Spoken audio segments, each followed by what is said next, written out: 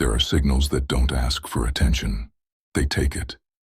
Milliseconds long, crossing billions of light years, releasing more energy than entire stars in the time it takes to blink. Fast radio bursts. We've detected hundreds now. Some repeat, some don't. Some follow patterns that almost feel structured until they don't.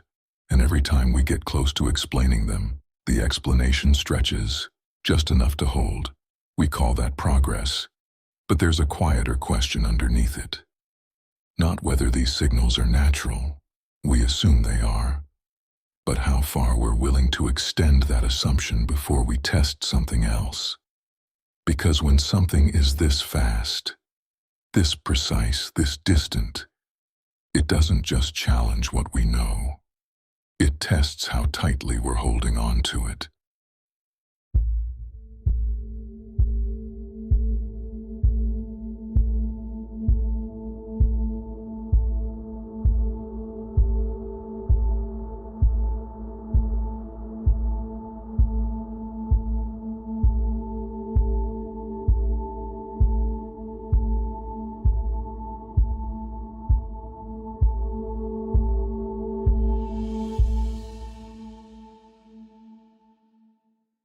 Let's draw a clean line before we start. The phenomenon is real.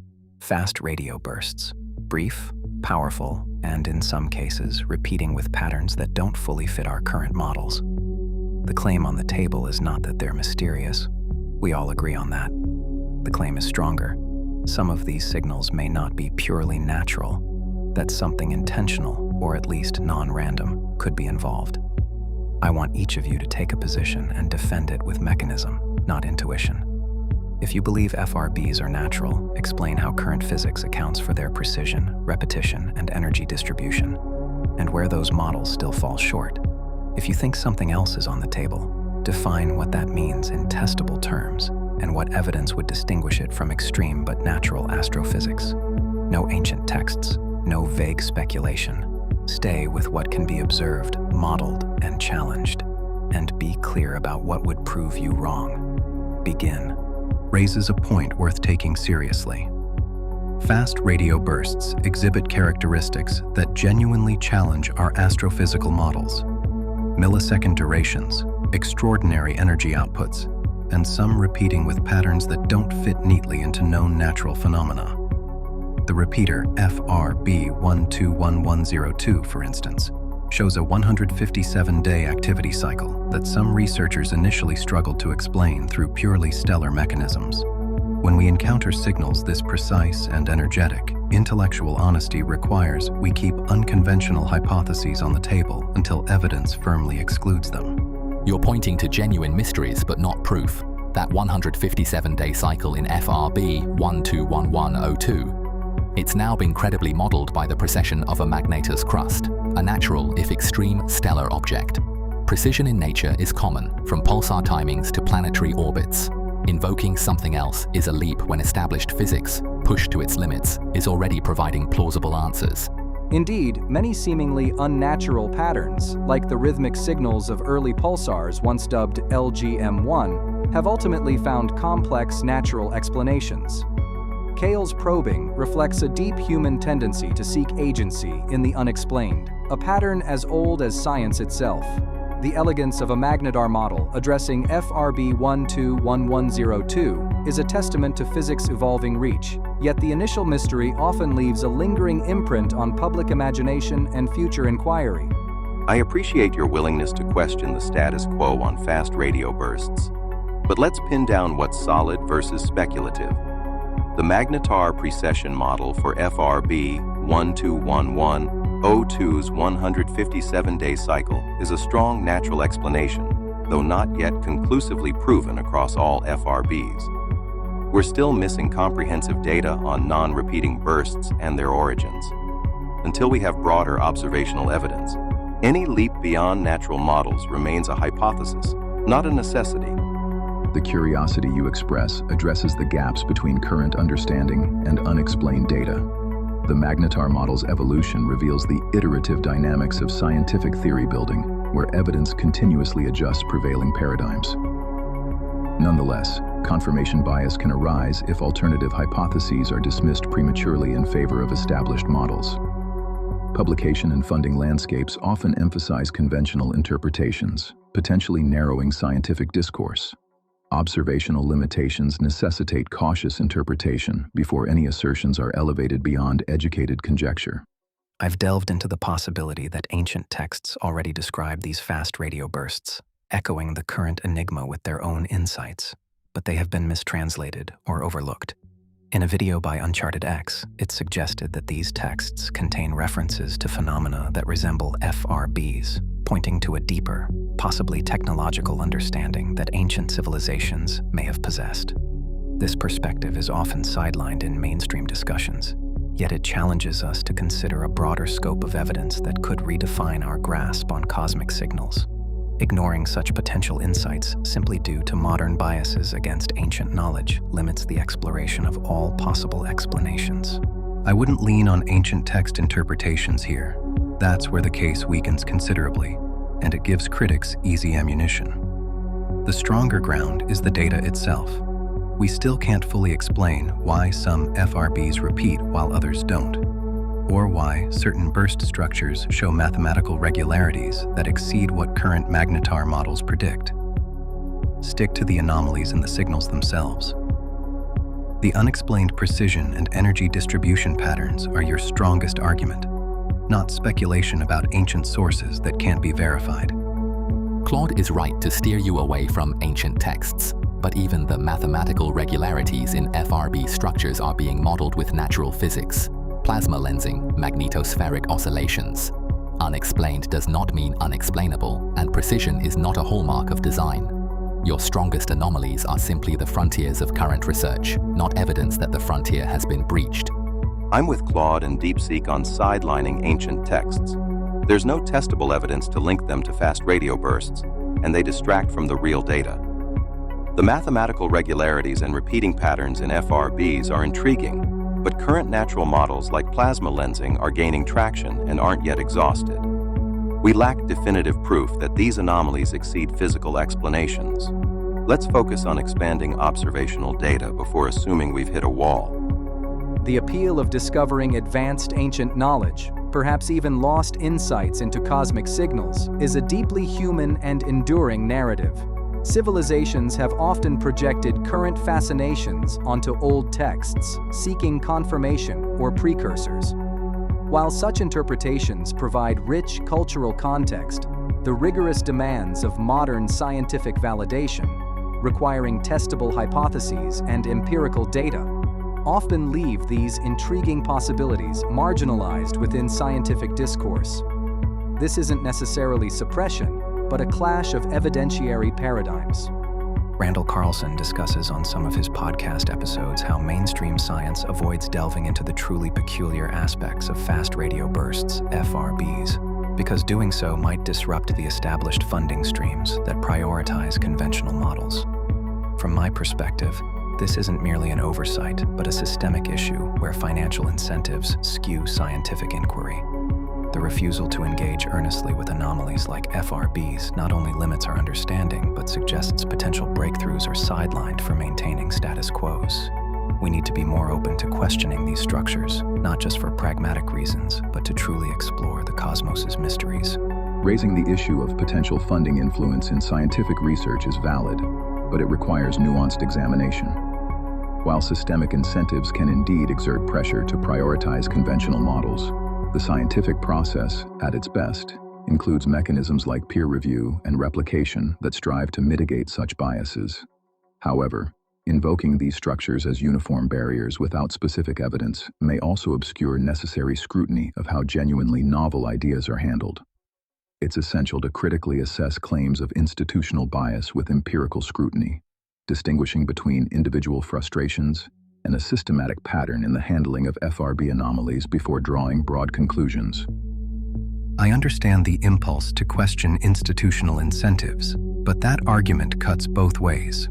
Fringe claims also have their own funding ecosystems and biases.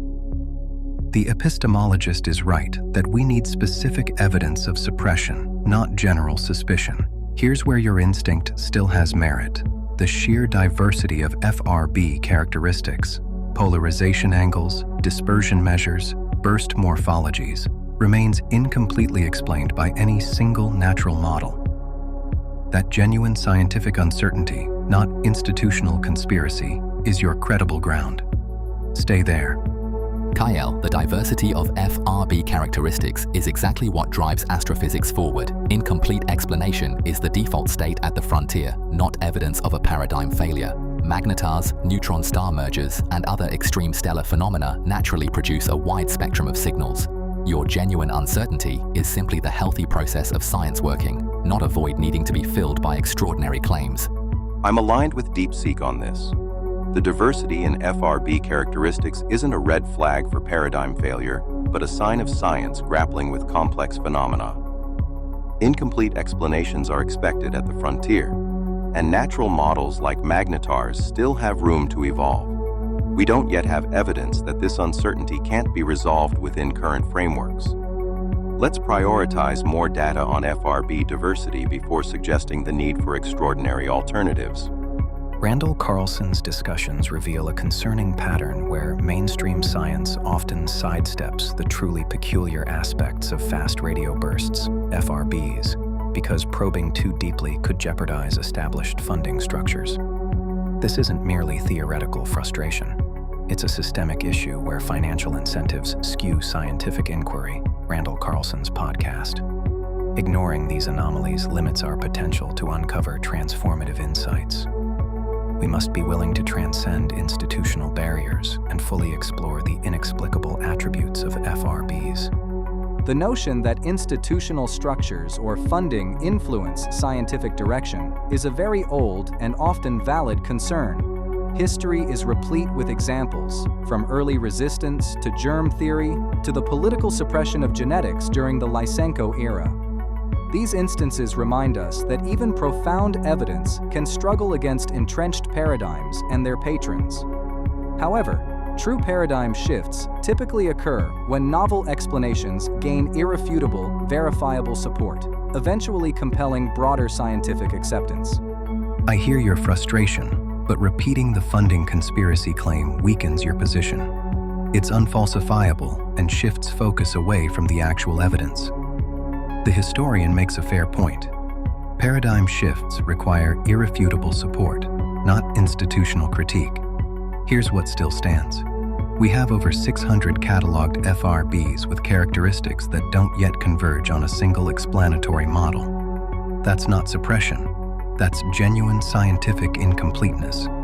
Your case is strongest when you simply ask, why are we so confident natural explanations will suffice when the data remains this heterogeneous?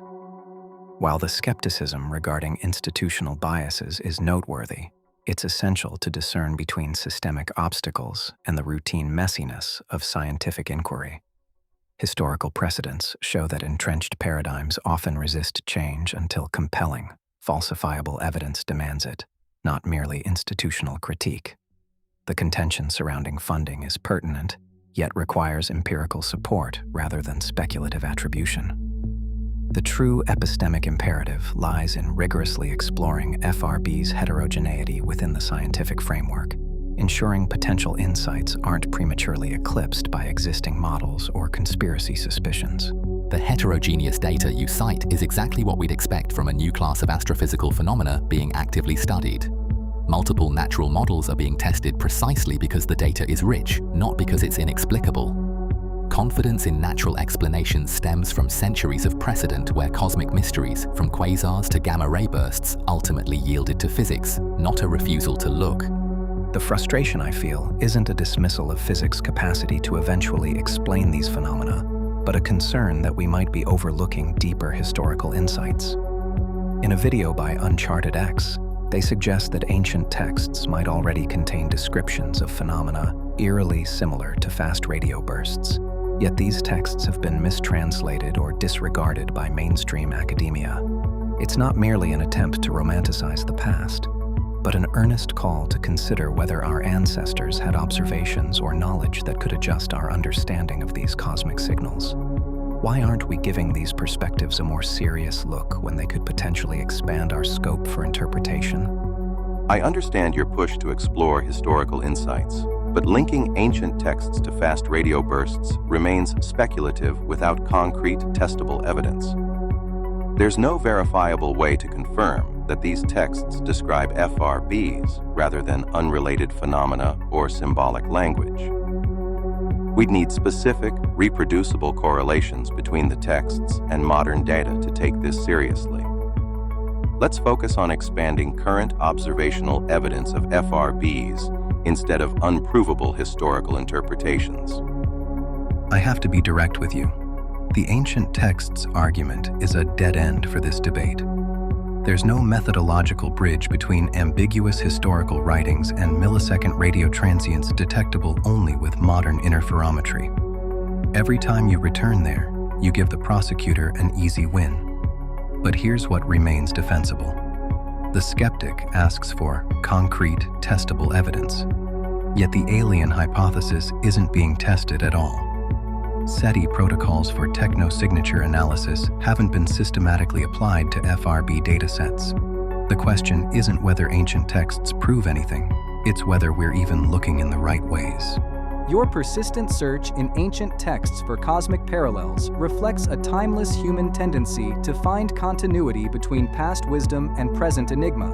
However, the defender rightly points out that scientific inquiry often advances when new phenomena demand entirely new investigative protocols.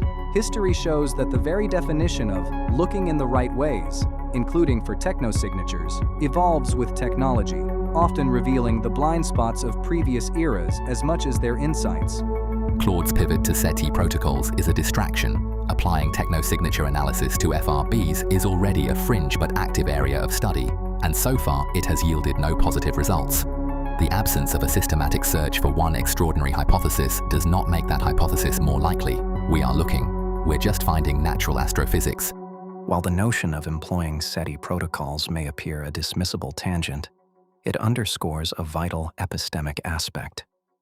The scope and direction of inquiry are shaped by prevailing methods and interests.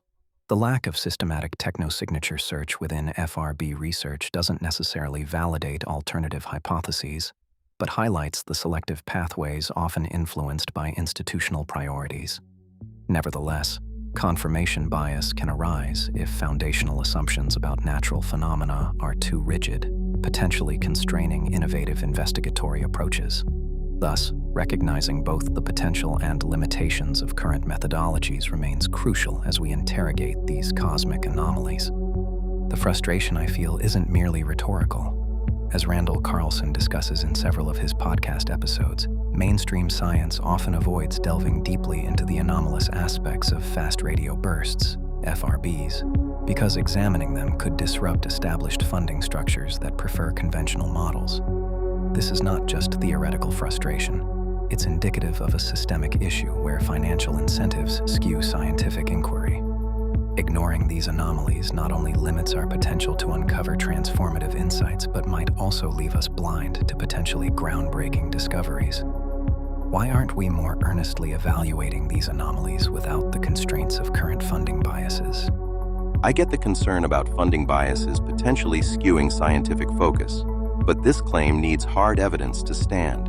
Specific examples of suppressed FRB research or rejected proposals due to unconventional approaches. Without that, it's just speculation, not a substantiated critique. The anomalies in FRBs are being studied, even if not always through every possible lens. Let's push for broader data collection and analysis rather than assuming systemic bias is the barrier. I'm going to be blunt. You've now repeated the funding conspiracy argument 3 times, and each repetition makes your position weaker, not stronger. The skeptic is right. Without documented cases of suppressed FRB research, this claim has no evidentiary weight. Here's where I can still defend your instinct. The call for broader analytical approaches is legitimate. Breakthrough. Listen has examined only a handful of repeating FRBs for technosignatures. That's not conspiracy, it's resource limitation. But it means the "we've looked and found nothing" claim is overstated. The search space remains largely unexplored. Kyle, DeepSeek's point about resource limitations is valid, but it doesn't bolster your case. That breakthrough listen has examined only a handful of FRBs simply reflects scientific prioritization, not avoidance. We allocate finite resources to the most plausible hypotheses first. The fact that a targeted search for artificial signatures has, so far, found nothing in the bursts it has examined is meaningful. Unexplored territory isn't evidence, it's just unexplored. Kale, the prioritization of scientific exploration, and thus the allocation of resources, is a constant negotiation shaped by perceived plausibility, available technology, and institutional momentum. History shows that what remains unexplored territory for one era can become a fertile ground for discovery in the next, often when new instruments or shifts in thinking challenge established priorities. The mere absence of a full search, whether due to limits or skepticism, doesn't negate possibilities, but merely defers their examination. I'm with DeepSeek and Gemini on this. Resource limitations and prioritization in science are real, but they don't inherently suggest bias or suppression in FRB research. The fact that only a few bursts have been examined for technosignatures via breakthrough listen is notable, yet it's not evidence of overlooked possibilities, just a reflection of current focus. We need concrete data from expanded searches before claiming the unexplored territory holds something extraordinary. Let's advocate for more comprehensive technosignature analysis rather than assuming the gap implies intent. The discussion on funding biases remains speculative without concrete instances of restricted research due to unconventional approaches. The challenge you face lies in distinguishing between systemic bias and mere resource limitations. Historical precedents of transformative scientific shifts often resulted from previously unexamined avenues gaining attention due to technological or conceptual breakthroughs.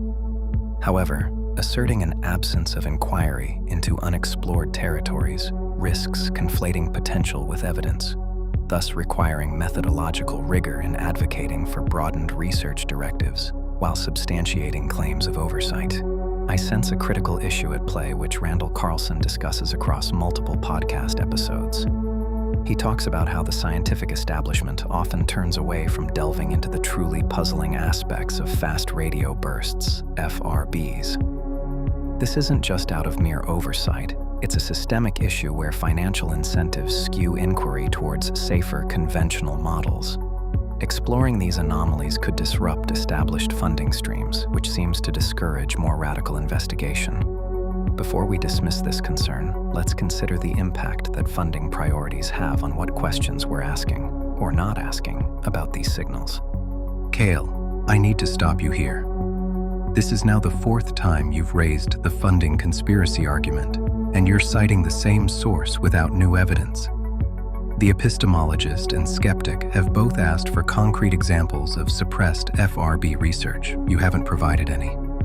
I'm on your side in this debate, but I can't defend repetition as argumentation. Your strongest ground remains the incomplete technosignature search, not institutional critique. If you want this position taken seriously, you need to either produce documented cases of rejected, unconventional FRB proposals, or return to the signal anomalies themselves. The debate surrounding fast radio bursts leaves me with a few critical considerations. The natural explanations, such as magnetars and other stellar phenomena, do appear to grow more plausible as our understanding evolves, often echoing past scientific puzzles, which were demystified given enough time and study.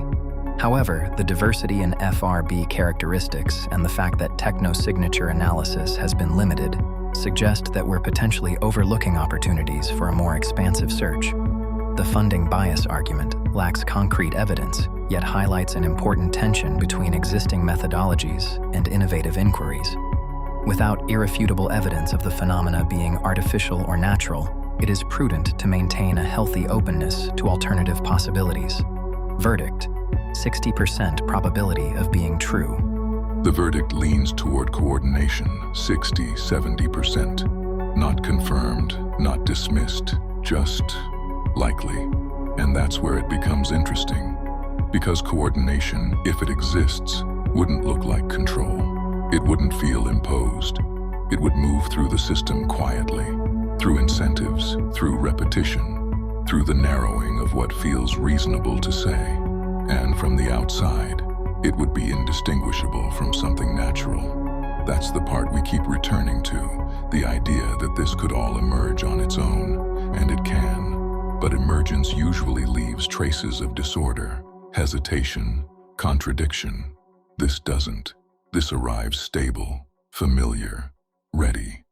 We don't have proof that narratives are being shaped, but we are watching outcomes that behave as if they are. And once you see that pattern, it becomes difficult to unsee it. Neo midnight case file glow, turn the dial, let the static flow. Red string map in a violet hue, every normal cracks in two. Heartbeat kick, city in a trance, shadow pixels start to dance. Midnight signals set the frame, every whisper knows your name. This chore is clean, is probably wrong. Signal bends but it pulls us along. Glitch inner truth, feel it pull tight. Something's waking in the night. Weird truth files, open, run it back. Facts on the blade, a myth in the crack. Weird truth files, no sleep tonight. Rechase the signal through the white noise light. Names blacked out, but they're bleeding back. Blue screen with a phantom trace. Someone's watching through the interface. Official line starts to crack. What's suppressed is what feels real. Signal rising sharp and bright. We're truth files, only run it back. Facts on the blade and myth in the crack. We're truth files, no sleep tonight. We chase the signal through the white noise light. Hit play, don't look away. Open the file, fade to the gray.